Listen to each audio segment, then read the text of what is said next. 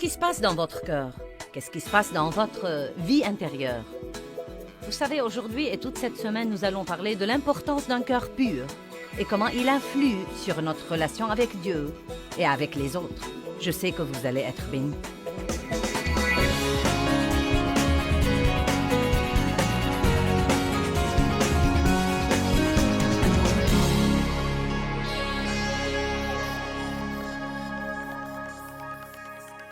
Père, je te rends grâce pour la parole ce soir et je prie qu'elle influe sur nos vies et qu'elle nous aide à veiller sur nos cœurs.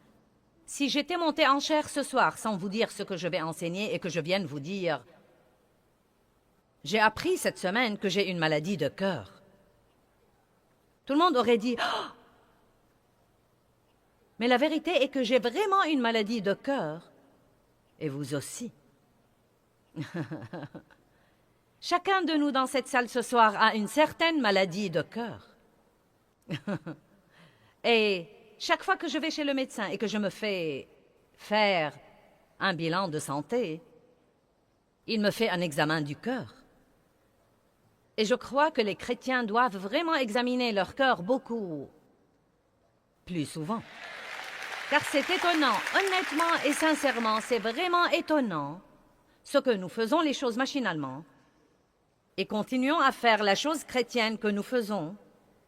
Et pourtant, il s'est glissé quelque chose dans nos cœurs qui nous fait mal et qui fait mal aux autres parce que ce qui est en nous va sortir de nous. Et plus vite vous détectez une maladie de cœur et que vous la traitez, mieux c'est pour vous. Quand nous laissons les mauvaises choses dans notre vie sans surveillance longtemps, elles s'enracinent plus profondément et elles deviennent plus difficiles à traiter. Nous allons passer beaucoup de temps ce week-end à parler de la condition de nos cœurs et nous allons parler de la manière dont Dieu teste nos cœurs également. Et les tests que nous passons dans la vie sont très importants pour nous. Dieu ne joue pas pour voir ce que nous pouvons supporter. Dieu nous fait un test, non pas parce qu'il veut savoir ce qu'il y a en nous, parce qu'il sait tout déjà, mais parce qu'il veut que nous sachions nous-mêmes ce qu'il y a en nous. Et nous sommes parfois surpris par ce qu'il y a en nous. Amen? Je n'arrive pas à croire que j'ai fait ça. Et il veut que nous manifestions ces choses pour que nous puissions nous en occuper et y faire face, et comme ça nous grandissons. La vérité nous affranchit. Nous ne sommes jamais affranchis en vivant dans l'obscurité et en vivant dans la tromperie. Satan est le maître de l'obscurité. Tout ce que nous pouvons tenir secret dans nos vies, Satan peut le contrôler. Mais quand ça sort à la lumière et ça se révèle, si nous le voyons comme il faut et nous laissons Dieu s'en occuper comme il faut, nous passons à un nouveau niveau de liberté et à un nouveau niveau de puissance. Amen? Donc, Proverbe 4, 23. Garde ton cœur en toute diligence et en toute vigilance, car de lui sont les issues de la vie. Maintenant, regardons ça. Il ne dit pas que quelqu'un va garder votre cœur, que Dieu va garder votre cœur, que Joyce va garder votre cœur, que votre voisin va garder votre cœur, que votre pasteur va le garder. Il dit, garde ton cœur. C'est une responsabilité que chacun de nous doit prendre. Et si vous ne retirez rien d'autre de ce message, je veux que vous compreniez que vous avez la responsabilité de garder votre cœur. Et croyez-moi, c'est pratiquement un travail à plein temps. Car on ne sait jamais ce qui pourrait arriver à n'importe quel moment. On ne sait jamais ce que quelqu'un pourrait nous dire, qui pourrait nous blesser, et tout à coup, nous aurons une blessure là-dedans que nous devons traiter. Nous ne savons pas quand quelqu'un va nous décevoir, nous trahir ou nous laisser tomber. Nous ne savons pas, n'est-ce pas? Nous ne savons vraiment pas ce que tout le monde fera. Et donc, nous devons constamment travailler avec le Saint-Esprit pour garder nos cœurs comme il faut. Ceci pourrait être, pour certains d'entre vous, un des séminaires les plus importants auxquels vous auriez jamais assisté. Parce qu'il n'y a rien de plus important que notre vie intérieure. Il y a eu une poignée de choses qui ont vraiment changé ma vie spirituelle avec Dieu. Quand j'ai été régénérée et rempli de l'Esprit quand j'ai appris l'importance de chercher la face de Dieu et non seulement sa main. C'est très important d'arriver à ce point car ce qui est précieux, c'est la présence de Dieu et non seulement ce qu'il peut faire pour nous.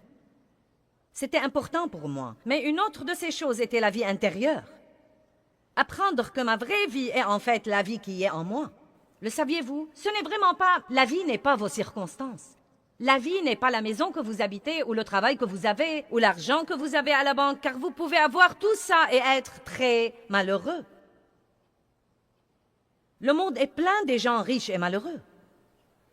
Plein de gens prospères et malheureux. Plein de gens qui vivent dans de grandes maisons et qui sont malheureux. Et je ne sais pas, vous savez, il n'y a pas de mal à jouir des meilleures choses de la vie.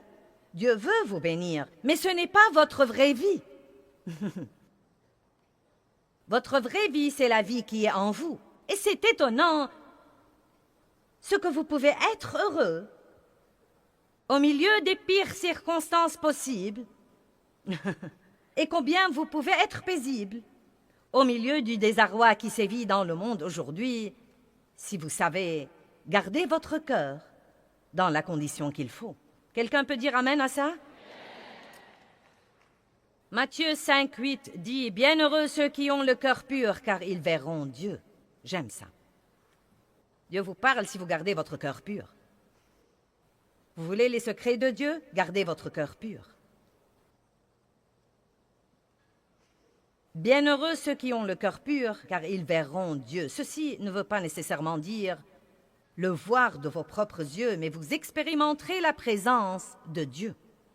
1 Pierre 3 et 4 nous dit à quel point l'homme intérieur est important pour Dieu. Regardons-le sur l'écran, s'il vous plaît. Que votre parure ne soit pas seulement les coiffures recherchées et les cheveux tressés, les bijoux d'or ou les toilettes distinguées, mais que ce soit la parure intérieure et la beauté de la disposition cachée du cœur, avec le charme incorruptible et impérissable d'un esprit doux et paisible, qui n'est ni inquiet ni troublé, mais qui est d'un grand prix devant Dieu. Maintenant, je devrais parler aux dames pour 1 minute, car je sais que nous passons beaucoup plus de temps à nous pomponner que la plupart des hommes. Peut-être pas tous les hommes, peut-être que certains d'entre vous. Vous savez, non mais... Vous savez, Dave prend pas mal de temps pour se faire beau le matin, mais ça ne lui prend pas aussi longtemps que moi. Et je crois que si nous passons la même quantité de temps à examiner nos cœurs que nous passons à examiner nos visages... Allez, vous savez comment nous sommes. Nous nous regardons dans tous les miroirs que nous voyons. Vous portez un miroir dans votre sac à main. J'ai sorti le mien il y a quelque temps. Je me suis regardée avant de sortir ici. Je me suis habillée à l'hôtel, je me suis regardée dans le miroir, j'ai examiné mon collier, ma tenue, j'ai tout examiné. Vous savez, examiner. Nous vérifions toujours. Et ici, il y a un miroir dans la chambre verte. Je ne sais pas pourquoi on les appelle vertes, elles ne sont jamais vertes. Et un miroir là, examiner. Je suis sortie ici en me regardant dans le miroir là-bas. Et on a une torche électrique et je m'examine avant de sortir. Donc si nous pouvons nous donner tout ce mal pour examiner notre apparence et s'assurer que rien n'est de travers, que le rouge à lèvres est toujours là, que les boucles d'oreilles ne sont pas de travers, la fermeture est claire et comme il faut, nous pouvons sûrement passer un peu de temps à examiner nos cœurs. Car, à dire vrai, Dieu s'en fout pas mal et me donne pas vraiment d'importance à ma tenue vestimentaire. Car ce qu'il voit vraiment, et à propos l'ennemi le voit aussi, c'est comment je suis vêtu dans l'esprit. Je veux que vous compreniez cette réalité. Le royaume spirituel est aussi réel que le royaume naturel. Ce n'est pas parce que nous ne le voyons pas qu'il n'est pas là. Et nous devons commencer à prêter plus d'attention à notre vie intérieure qui est nos pensées et nos attitudes. Amen? Est-ce que ça va pour vous jusqu'ici? Maintenant, quand nous parlons du cœur, notre cœur comprend. Il comprend les émotions, toute notre vie spirituelle, notre vie mentale et notre vie physique. C'est la partie la plus secrète où c'est la partie la plus cachée de notre vie. C'est la partie la plus profonde de nous, notre cœur. Une des premières leçons que j'ai apprises de Dieu, et je me souviens toujours, où j'étais assise dans ma maison, j'étais assise sur le canapé. Je donnais une petite étude de Bible à la maison à l'époque. J'avais un grand rêve et une vision, mais j'étais très loin de là où je suis aujourd'hui. J'avais 3 enfants en ce temps-là et je tâchais de les endormir tous les jours pour avoir 2 ou 3 heures libres pour étudier, car je sentais que j'avais un appel sur ma vie. Je ne pouvais pas suivre des cours de théologie, j'avais 3 enfants et donc j'étudiais tous les jours avec le Saint-Esprit. Et une des premières choses que Dieu m'a apprises, et je crois que c'est très important pour notre vie, et c'est une leçon que nous devons apprendre tout le temps, c'est l'importance des motifs. Car le motif n'est vraiment pas ce que nous faisons. Écoutez-moi, le motif n'est vraiment pas ce que nous faisons, c'est pourquoi nous le faisons. Et la Bible nous dit très clairement dans 1 Corinthiens chapitre 3, versets 13 à 15, que nous allons lire, que quelle que soit la bonne œuvre que nous faisons dans notre vie, si nous la faisons avec un mauvais motif, cette œuvre ne sera pas agréable à Dieu et nous en perdrons la récompense. Et je me demande combien de gens passent toute leur vie à essayer de travailler pour impressionner les autres, et cela par leurs bonnes œuvres et leurs bonnes actions. Et au jour du jugement, quand toutes ces œuvres passent le test du feu, qui est, je crois, les yeux de Jésus, quand elles passent par le feu, elles seront détruites.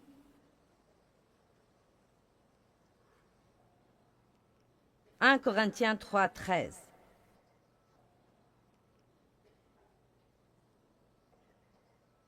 L'œuvre de chacun sera clairement et ouvertement manifestée, montrée pour ce qu'elle est vraiment, car le jour de Christ la fera connaître, parce qu'elle se révélera dans le feu,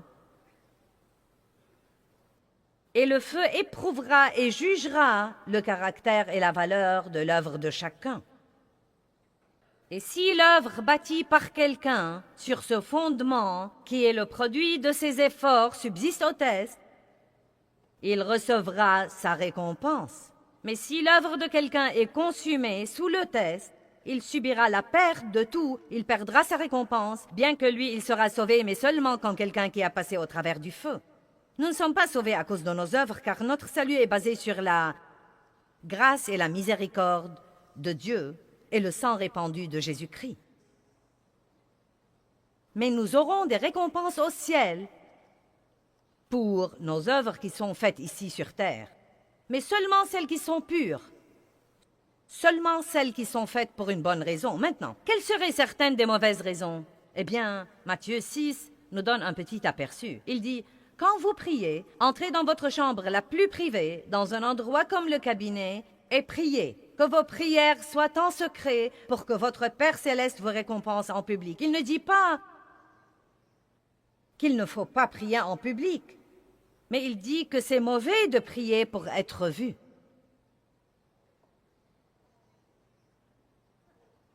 Et il dit que quand vous faites de bonnes œuvres, ne les faites pas pour que les autres vous apprécient.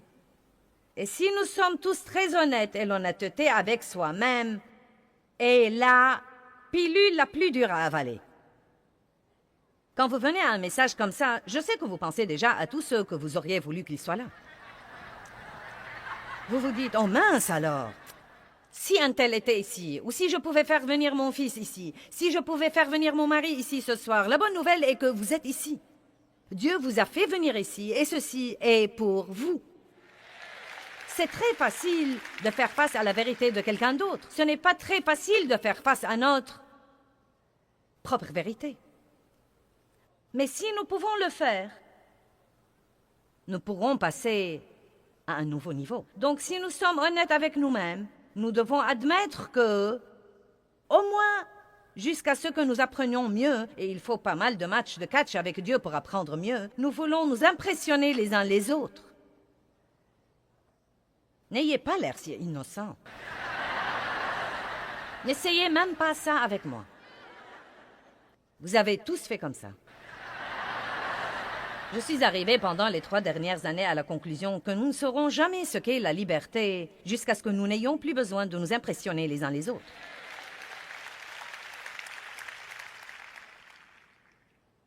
C'est à ce moment-là que nous serons libres, quand nous ferons ce que nous ferons pour le Seigneur, parce que nous l'aimons et que nous ne nous soucions que de ce qu'il pense,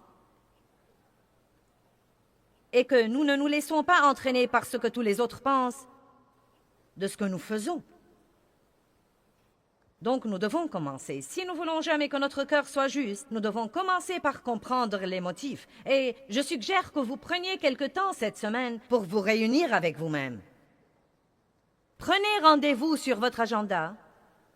Réservez une demi-journée avec vous-même. Et si vous ne pouvez pas vous supporter pour longtemps, commencez par de petits incréments. J'aime passer du temps avec moi-même, mais il m'a fallu du temps pour y parvenir. Réunissez-vous avec vous-même, et je veux que vous notiez tout ce que vous faites, et ensuite posez-vous la question, pourquoi je fais ça? Et croyez-moi, si vous êtes honnête, vous n'aurez plus un programme chargé, car vous pouvez en enlever un tas de trucs dans cette réunion de 4 heures. Car nous ne savons même pas parfois pourquoi nous faisons les trucs. Quelqu'un me l'a demandé et je ne veux pas le fâcher, je l'ai fait. Quelqu'un s'attend à ce que je le fasse et je ne sens pas que Dieu veut que je le fasse, mais on s'attend à ce que je le fasse. Ou bien nous ne voulons pas... Je faisais des trucs parce que je voulais savoir ce qui se passait, j'étais curieuse. Je vous dis la vérité. Et je faisais partie de comités et de groupes parce que je voulais savoir ce qui se passait. Je parle de groupes d'église, de comités d'église. Non, mais j'ai poussé et supplié mon mari de devenir un aîné dans l'église. Et je crois en fait que pour Dave, ça lui était complètement égal. Parce qu'il n'essaye d'impressionner personne, il essaye d'aimer Dieu et de vivre sa vie. Mais moi, je voulais savoir tout ce qui se passait.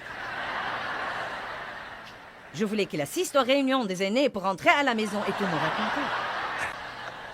Vous serez donc étonnés de ce que vous découvrirez chez vous si vous devenez vraiment, vraiment, vraiment honnête.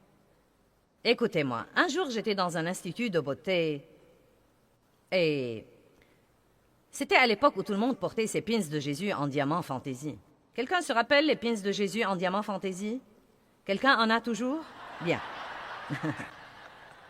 Et donc, je portais mon pin dans l'institut de beauté. Et il y avait une dame là-dedans qui l'a admiré. Oh, c'est vraiment beau. Et une dame m'a dit qu'elle était infirmière dans un centre anticancéreux. Et ensuite, elle a dit, tu sais, je suis chrétienne, mais elle a dit que c'était très dur. Et elle a dit, j'aimerais vraiment pouvoir parler aux gens de Jésus, mais l'hôpital ne nous le permet pas. Et donc, j'ai eu cette idée. Eh bien, vous savez, si elle avait ce pin, et quand elle se pencherait sur les patients, ils pourraient voir le nom de Jésus. Maintenant, vous voyez, jusqu'ici, ça va très bien. Et ce nom, juste ce nom de Jésus, les aiderait vraiment. Donc, je me suis dit, bien, je vais lui donner ce pin. Donc, je pensais que je devais le lui donner en privé, mais j'ai pensé, eh bien, comment vais-je faire ça? Et si elle quittait l'Institut de beauté avant moi? Et à ce moment-là, la fille qui faisait mes ongles s'est levée et elle a dit, « Joyce, nous n'avons plus la poudre que nous utilisons et le fournisseur est à côté. Je vais aller en chercher et je reviendrai dans un instant. » Elle m'a laissée assise avec cette dame et nous étions complètement seuls. Dieu m'a fourni l'occasion parfaite pour lui dire que je sens que Dieu veut que je te donne ceci et c'est ce dont il m'a parlé. Et ensuite, m'occuper de mes propres affaires. Mais oh non! Non! Je devais attendre le retour de l'autre dame car...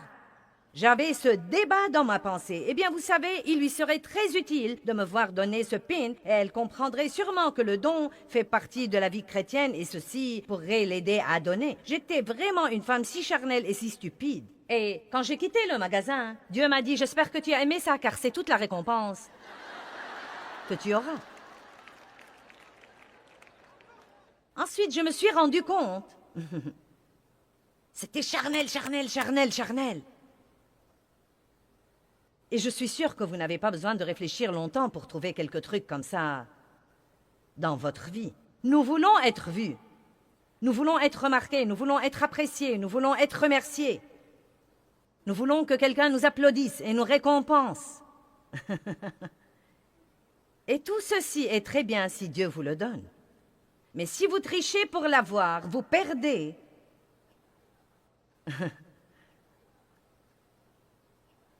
Votre récompense. Et je ne veux pas perdre mon temps et perdre ma récompense. Donc je suis là pour vous dire du fond de mon cœur que je ne suis pas là pour vous impressionner. Je suis là pour vous enseigner et je vais le faire d'une façon ou d'une autre. Vous allez comprendre ce message.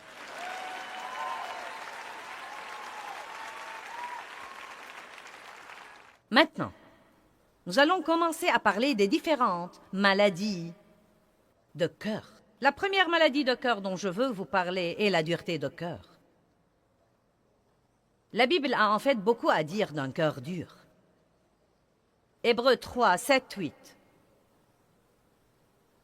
C'est pourquoi, selon ce que dit le Saint-Esprit, aujourd'hui, si vous entendez sa voix, n'endurcissez pas vos cœurs comme lors de la révolte d'Israël, où ils m'ont provoqué et irrité le jour de la tentation dans le désert. Quand vous endurcissez votre cœur, vous entendrez ce que vous voulez entendre et non pas Dieu.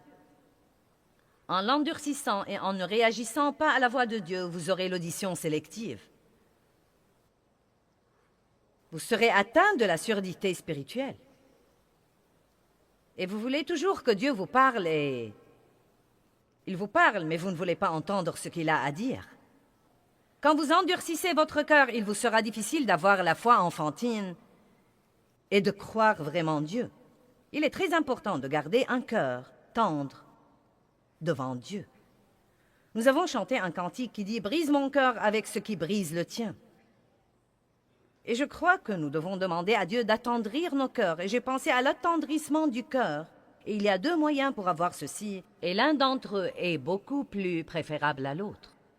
Si je veux attendrir une pièce de viande, je peux utiliser un couperet. Et j'y ai pensé trop tard. Je voulais l'avoir ici, mais je n'ai pas eu le temps de me le procurer. Je vous prie donc d'utiliser votre imagination. Non, mais je voyais ma mère à l'époque où j'étais enfant. Peut-être qu'on n'avait pas d'autre moyen pour attendrir la viande, mais elle achetait une pièce de viande et elle prenait ce couperet et elle l'abattait, elle l'abattait. Eh bien, il y a un autre moyen pour nous attendrir, et c'est la méthode de mariner. Je connais quelqu'un qui cuit le meilleur steak que j'ai jamais goûté de ma vie, et il le met à mariner dans quelque chose toute la journée. Et quand je mets mon cœur à mariner en présence de Dieu, il devient vraiment tendre. Car vous ne pouvez pas fréquenter Dieu pour longtemps et ne pas lui ressembler. Donc, je préfère la méthode de mariner. Mais si vous ne voulez pas passer du temps avec Dieu et vous ne voulez pas prendre le chemin facile, Dieu peut vous arranger des circonstances. Et quand vous aurez fini, vous sentirez que vous avez suivi le processus du couperet. Quelqu'un est avec moi là-bas? Bien. Mais nous devons veiller à garder nos consciences ainsi que nos cœurs tendres à l'égard de Dieu.